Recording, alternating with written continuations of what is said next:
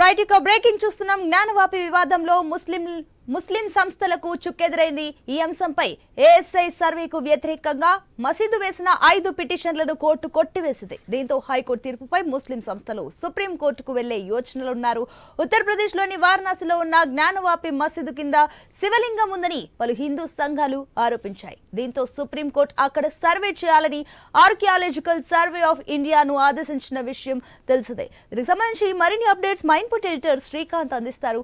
శ్రీకాంత్, ఇప్పుడు చూసుకున్నట్లుగా అలహాబాద్ హైకోర్టు తీర్పు ఇప్పుడు సంచలనంగా మారిందని చెప్పాలి. దీనికి సంబంధించి పూర్తి డీటెయిల్స్ అంటే గుడ్ మార్నింగ్. మొత్తానికి అంటే జ్ఞానవాపి మనందరికీ తెలిసిన విషయమే. అక్కడ గతంలో శివుడి గుడి ఉండేది, అక్కడ శివలింగం ఉండేది. సో కొన్ని ఏళ్ల నుంచి, కొన్ని దశాబ్దాల నుంచి అక్కడ ఒక ఫైట్ నడుస్తుంది. సో ఇట్లా నేపథ్యంలో ఇప్పటికీ ఒక కొలిక్కి వస్తున్నట్టు మాత్రం కనిపిస్తోంది. చరిత్రలోకి వెళ్తే నిజానికి అక్కడ శివుడి గుడి ఉంది, శివుడి గుడిపైనే మసీదు నిర్మించారు అన్నటువంటి ఆనవాళ్లు కూడా చూసాం. చాలా సర్వేల్లో, ఆర్కియాలజీ డిపార్ట్మెంట్ చేసినటువంటి సర్వేల్లో కూడా ఇది బయటకు వచ్చినటువంటి అంశమే. అయితే ఇక్కడ మసీదు నిర్మించడానికి ఆలయాన్ని ధ్వంసం చేశారా, లేదంటే ఆలయ ధ్వంసం చేసిన చోట మసీదు కట్టారా? ఇవన్నీ కూడా ప్రశ్నలు, చాలా కొన్ని వందల సంవత్సరాల నుంచి వెంటాడుతున్నటువంటి ప్రశ్నలు. అక్కడ ఒకప్పుడు కాశీ విశ్వనాథుడి ఆలయం ఉందా లేదా, ఇవన్నీ కూడా చర్చలు జరిగాయి. జ్ఞానవాపి మసీదుకు 100 ఏళ్ల చరిత్ర ఉందని, అసలు అక్కడ నిజానికి వస్తే గనక కాశీలో ప్రముఖ పుణ్యక్షేత్రం, శివుడు కొలువైనటువంటి ప్రాంతం కాశీ అని చెప్పడంలో ఎట్లాంటి సందేహం లేదు. భక్తుల ప్రగాఢ నమ్మకం. సో ఒక చారిత్రాత్మకమైనటువంటి ప్రాంతం, అక్కడ శివుడు కొలువై ఉంటాడు అన్నది ప్రజలు విశ్వసిస్తూ ఉంటారు. సో అట్లాంటి చోట అక్కడ ఒక దాడి జరిగింది, శివుడి గుడి పైన దాడి జరిగింది. అక్కడ కొన్ని యుద్ధాలు జరిగినాయి. అక్కడ కొంతమంది ఆనాడు మొఘల్ రాజులు గాని, సుల్తాన్లు గాని, వీళ్ళంతా శివుడి గుడిని కూల్చివేయడాలు, మసీదులు కట్టడాలు, ఇవన్నీ కూడా రకరకాలుగా చాలా కొన్ని ఏళ్ల నుంచి జరిగింది. అయితే దీనికి సంబంధించి ఈ చర్చ ఇట్లా జరుగుతున్నటువంటి క్రమంలోనే జ్ఞానవాపి మసీదుకు 100 ఏళ్ల చరిత్ర ఉంది. దీనికి సంబంధించినటువంటి ఫొటోస్ కూడా బయటికి రావడం జరిగింది.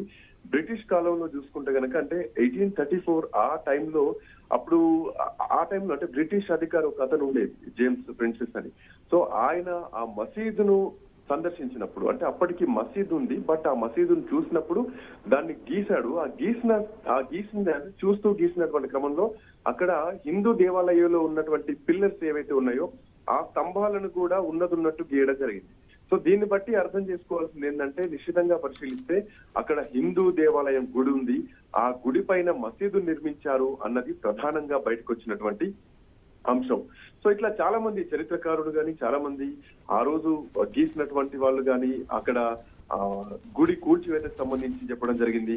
ఆ రోజు ఆ చక్రవర్తుల ఆదేశం ప్రకారమే అక్కడ ఉన్నటువంటి కాశీ విశ్వనాథుడి ఆలయాన్ని కూల్చినట్టు కూడా సాక్ష్యాధారాలు పక్కాగా ఉన్నాయి. ఇక మరీ ముఖ్యంగా చెప్పాలంటే, జ్ఞానవాపి మసీదును, అంటే కాశీ పుణ్యక్షేత్రాన్ని చూసిన వాళ్ళు కానీ మనం కొంచెం అబ్జర్వ్ చేయొచ్చు. కాశీ ప్రస్తుతానికి శివుడికి జరుగుతున్నటువంటి పూజలు చేస్తున్నటువంటి గర్భగుడి ఆలయం ఏదైతే ఉందో, ఈ గుడి ఆలయాన్ని ఆనుకునే జ్ఞానవాపి మసీదు ఉంటుంది. అంటే అసలు టెంపుల్, అసలు శివలింగం ఆ మసీదు లోపల ఒక బావి ఉంటుంది, ఆ బావి లోపలనే ఆ శివలింగం ఉంది అన్నది చరిత్ర చెప్తున్నటువంటి ఆధారాలు. సో అంటే దీన్ని ఇంకొక ఎగ్జాంపుల్ కూడా మనం చూడొచ్చు. సాధారణంగా శివాలయాల్లో నంది విగ్రహాలు ఎప్పుడు కూడా గర్భగుడికి కొంచెం దూరంగా ఉంటాయి, శివలింగానికి అభిముఖంగా ఉంటాయి. బట్ ఇక్కడ ఉన్నది మాత్రం, ఇక్కడ నంది ఏదైతే ఉందో, ఈ నంది గుడి వైపు కాకుండా మసీదు వైపు చూస్తున్నట్టు ఉంది. అంటే మసీదు ఉన్న ప్లేస్ ఏదైతే ఉందో ఆ ప్లేస్ లోనే అసలైన గర్భగుడి ఉంది అని పిటిషనర్లు కోర్టులో వాదించినటువంటి సందర్భం మనం చూసాం. సో చాలా చారిత్రక ఆధారాలు ఉన్నాయి జ్ఞానవాపి గురించి. దాదాపు 4-5 శతాబ్దాల మధ్య కాశీ విశ్వనాథ ఆలయ నిర్మాణం జరిగింది. అది కూడా ఎప్పుడు విక్రమాదిత్యుడి కాలంలో ఈ ఆలయాన్ని నిర్మించడం జరిగింది. ఆ తర్వాత 6వ శతాబ్దంలో మన భారతదేశానికి, అఖండ భారతదేశానికి పర్యటనకు వచ్చినటువంటి కొంతమంది చైనా వాళ్ళు కూడా ఆ ఆలయం గురించి ప్రస్తావించడం జరిగింది. ఆ తర్వాత 11వ శతాబ్దంలో అప్పుడు మహమ్మద్ ఘోరీ సైన్యాధిపతిగా ఉన్నారు, కుతుబుద్దీన్, వీళ్ళంతా కూడా ఉన్నారు. సో వాళ్ళు ఆ టైంలో ఆలయాన్ని కూల్చినట్టుగా కూడా కొన్ని చారిత్రక ఆధారాలు ఉన్నాయి. ఆ తర్వాత మళ్ళా 12వ శతాబ్దంలో మళ్ళీ ఆలయాన్ని పునరుద్ధరించడం, మళ్ళా 14వ శతాబ్దం 15వ శతాబ్దంకి వచ్చేసరికి అప్పుడు సికిందర్ లోడి హయాం నడుస్తుంది. సో సికిందర్ లోడి హయాంలో ఆ ఆలయాన్ని మళ్ళీ కూల్చి మళ్ళీ మసీదు నిర్మించడం జరిగింది. ఆ తర్వాత అక్బర్ హయాం, ఆ తర్వాత ఔరంగజేబ్ హయాం మొఘల్ సింహాసనం సొంతం చేసుకున్నాక 1600వ శతాబ్దంలో ఆలయాన్ని కూల్చి మళ్ళీ మసీదు కట్టడం జరిగింది.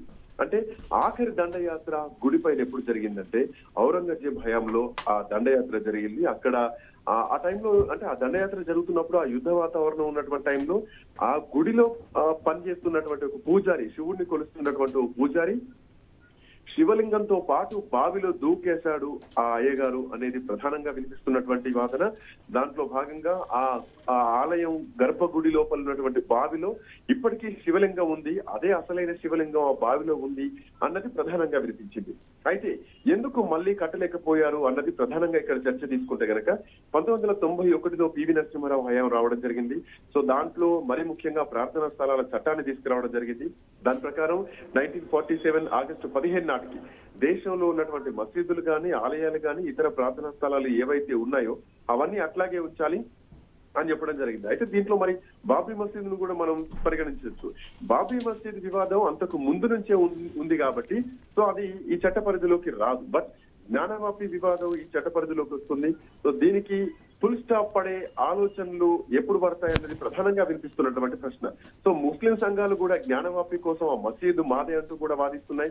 బట్ ఇప్పటికీ ప్రత్యక్షంగా చూడొచ్చు, కాశీకి పోయిన వాళ్ళు ఎవరైనా కానీ జ్ఞానవాపి మసీదు పైన టూమ్లు ఉంటాయి మసీదు ఆకారంలో, కానీ ఆ ప్రహారీ గోడలు కానీ ఖచ్చితంగా మనం 1000 స్తంభాల గుడి కానీ లేదంటే కాకతీయ శిల్పతోరణాలు ఆ కళాఖండాలు ఎట్లా ఉంటాయో మసీదు చుట్టూ ప్రహారీ కూడా ఆ మసీదు కాంపౌండ్లు కూడా గుడి ఆకారంలోనే ఉంటాయి. పక్కాగా ఒక హిందూ దేవాలయానికి ఉండాల్సిన అన్ని ఉంటాయి.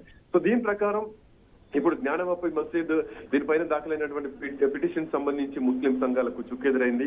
సున్నీ సెంట్రల్ వక్ఫ్ బోర్డు, అంజుమాన్ ఇంతజామియా మసీద్ కమిటీ వేసినటువంటి పిటిషన్ ఏదైతే ఉందో అది అలహాబాద్ హైకోర్టు మాత్రం దాన్ని కొట్టేసింది. సో తీర్పు వచ్చింది. ఆలయాన్ని పునరుద్ధరించాలంటూ కూడా సివిల్ పిటిషనర్లకు ఆ హైకోర్టు అయితే అనుమతి ఇస్తున్నట్టు చెప్పింది. ఓవరాల్ గా జ్ఞానవాపి మసీదు మళ్ళీ తిరిగి అంటే ఈ వివాదాల నుంచి బయటకు వస్తే గనక అసలైన కాశీ విశ్వనాథుని దర్శించుకోవడానికి ఒక అవకాశం మాత్రం ఖచ్చితంగా హిందువులంతా భారతదేశం మొత్తం ఎదురు చూస్తున్నటువంటి హిందువులందరికీ కూడా ఒక శుభ సూచకం, ఒక గుడ్ న్యూస్ అని చెప్పడంలో ఎట్లాంటి సందేహం లేదు Sunitha. Right Srikanth, thank you for the update.